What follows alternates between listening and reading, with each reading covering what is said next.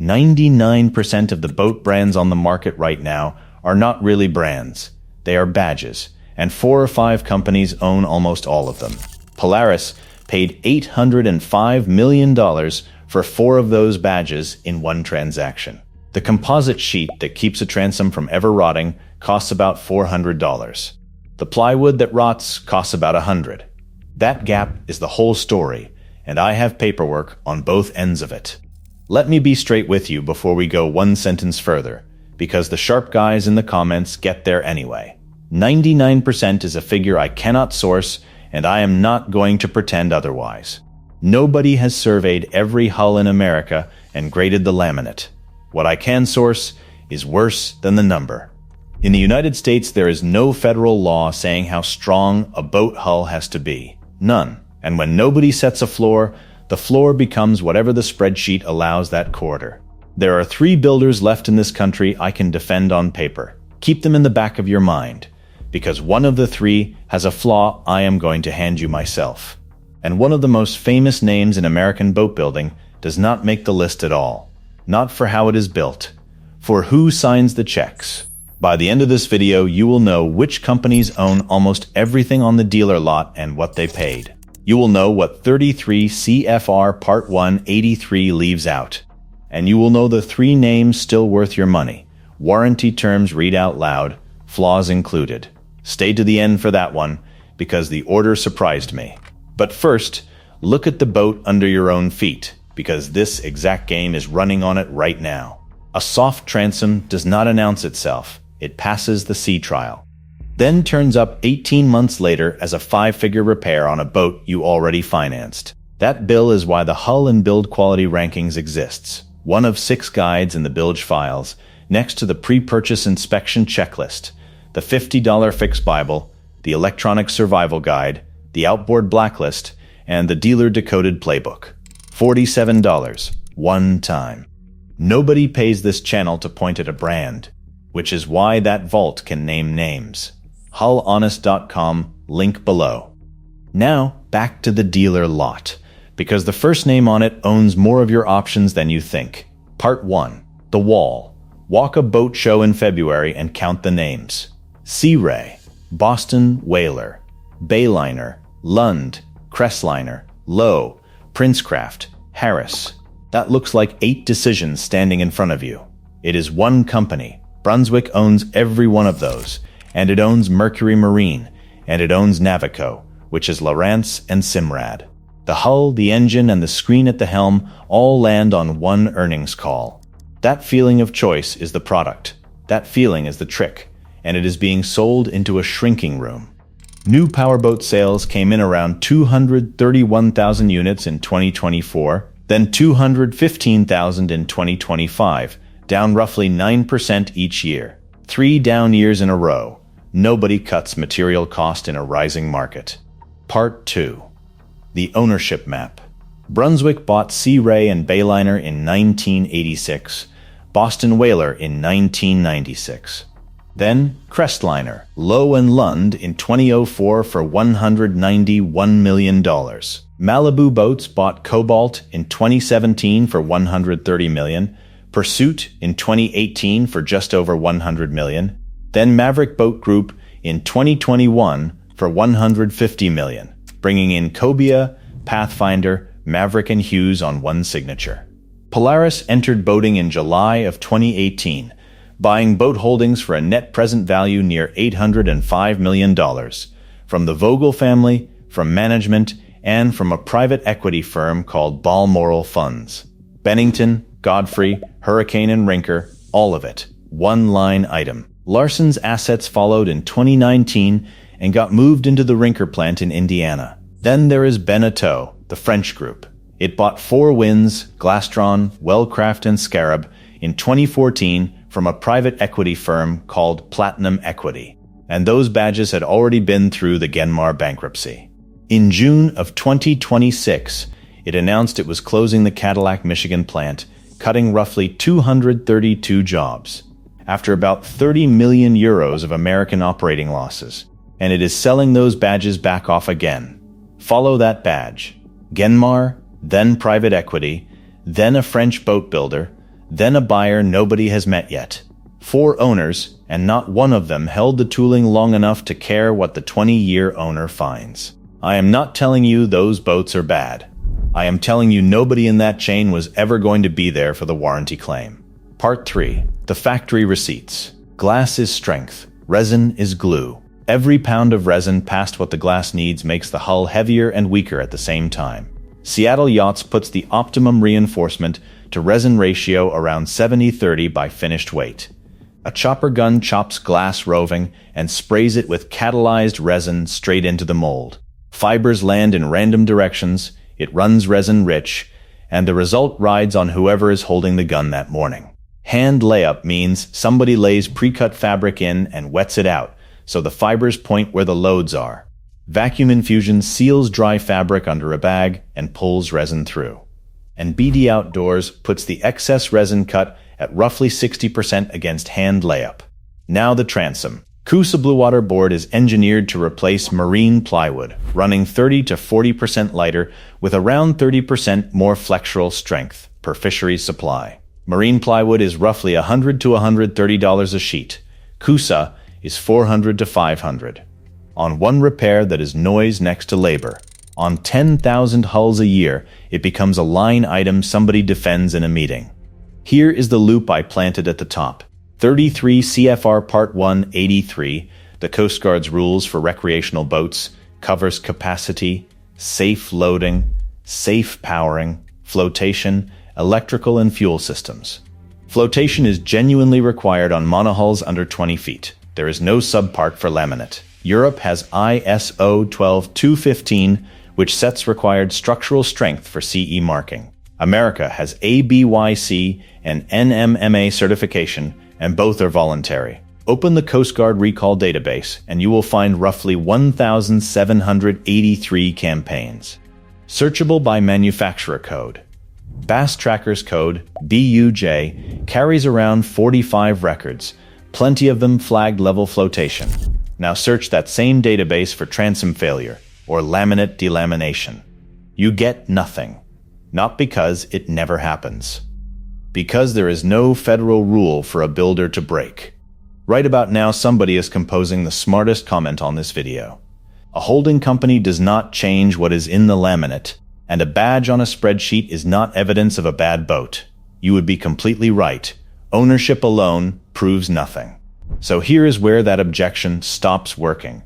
Marine surveyor David Pascoe documented core failure problems on Sea Ray hulls, and wrote that Sea Ray aggressively challenged surveyors over their use of moisture meters on saturated hulls, and that those allegations against the surveyors ultimately proved false. I will date that honestly. It is one surveyor's opinion and it is years old, so do not treat it as a verdict on a current model. I use it because it is the cleanest documented case of a builder fighting the measurement instead of the water. Then, watch the incentive work in daylight. In 2018, Brunswick tried to sell Sea Ray, decided the offers did not reflect appropriate value, wound down yacht production, and moved to cut up to 825 positions. In 2025, it announced Boston Whalers fiberglass work was moving to Edgewater and Flagler Beach was closing, around 300 workers. And then, the cleanest receipt of all. In April of 2024, 15 Tommy's Boats dealerships sued Malibu Boats and its chief executive in federal court in East Tennessee. They alleged Malibu overmanufactured and pushed nearly $100 million of slow-moving inventory onto them to inflate reported sales and prop up the stock. Malibu answered that Tommy's had been selling boats out of trust. Tommy's filed Chapter 11 that May, owing more than $123 million to its 30 largest creditors. Those are allegations, not findings, and I will hold that line. Malibu's own filings put Tommy's at roughly 10% of consolidated sales, but the mechanism being argued in open court is the mechanism this whole video is about. When a badge answers to a share price, the boat is downstream of the quarter. I tear this industry apart exactly like this every week. And the list of things they would rather you never went looking for is not getting shorter. Subscribe and come look with me. Part 4. Reading past the badge. First, the spec that fools everybody. And it is not a spec at all. It is the lifetime hull warranty.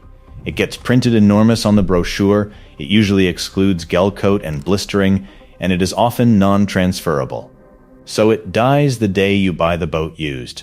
Tight exclusions underwrite a long warranty just as well as good glass does. That line is thinner than you think, and it costs one of my own finalists a point. Regulator gets marketed by dealers with lifetime hull language.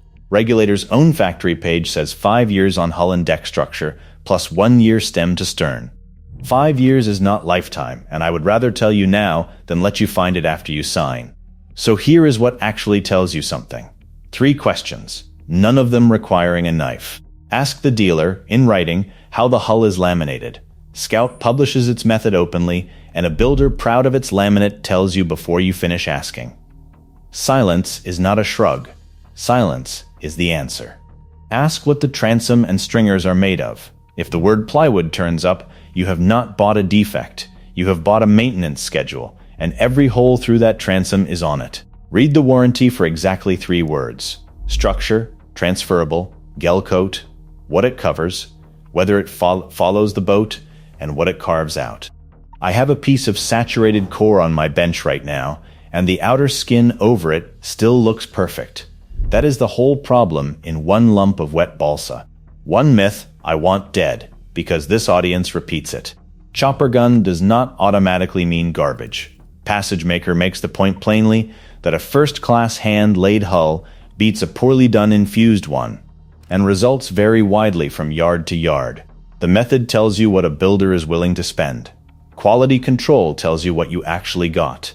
And to be fair to the other side, modern boats beat the old ones in places. Vinyl ester skin coats largely ended the blistering nightmare of the 1980s, and Interlux puts roughly 85% of osmosis cases down to water ingress. Electrical and fuel systems answer to real standards now, which raises an uncomfortable possibility, so I will put it on the table myself.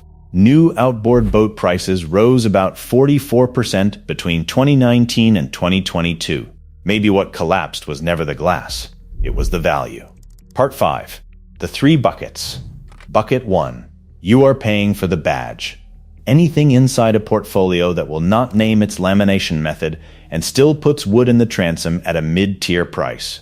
4 wins. Glastron and Scarab sit here now, not because the boats are unbuildable, but because they are being sold off mid-life for the second time in 12 years. When tooling moves, the crew that knew it usually does not. Bucket 2. Honest value. Boston Whaler belongs here, and I mean it. The Unibond foam core construction is real. Some models carry up to 2.5 times the flotation the Coast Guard requires, and the hull warranty is 10 years and transferable. Cobalt belongs here too. 10 years on hull and deck structure, 5 on components. Bucket 3. Worth the money, and we are 90 seconds away. Here is where the curve flattens. Everything above that middle bucket buys refinement and resale, not survival. Drop a comment and tell me what the transom on your boat is actually made of. Not what you assume, what you know. Part 6. The 3 still built properly. Number 3. Regulator Marine. Private since 1988. Solid fiberglass bottom, foam cord sides and transom using Clegacell and Corcel on a deep V designed by Luco Degas. The Flaw I already handed you stands, plus a narrow lineup. Number 2. Scout Boats. Steve Potts. Private since 1989. 100% hand-laid, with epoxy infusion on the 33 to 35 footers and carbon on 37 and up. No wood anywhere in the boat. Composite stringers, composite transoms, and a chemically bonded hull-to-deck joint with no mechanical fasteners holding it together. 10 years transferable on structure, 3 years stem to stern. That is the longest coverage and the most modern construction on this list. Number 1. Grady-White. On July 27th of 2026, Eddie Smith at 83 moved control of the company into a perpetual purpose trust and turned down offers north of $400 million to do it. Trade Only called it the largest transition of its kind in the United States since Patagonia in 2022, and a first for the marine industry. One factory in Greenville, North Carolina, around 350 people. The CV2 hull has run since 1989, designed with C. Raymond Hunt Associates. 24 consecutive NMMA Customer Satisfaction Awards. Read what that trust actually does. It removes the exit. No private equity clock, no share price to defend in a bad quarter. And no version of this where somebody who has never smelled resin decides the transom core is a cost-saving opportunity. Now the flaw, because I promised you one. Grady-White's core is green wood, which is rot-resistant wood, not foam. Scout has no wood at all. So the builder I ranked first does not have the most modern core here, and if that fact matters most to you, buy the Scout. The awards are also partly self-promoted, and the marine study Grady likes to cite appears to have been discontinued, so number one in every study ever done needs a date on it.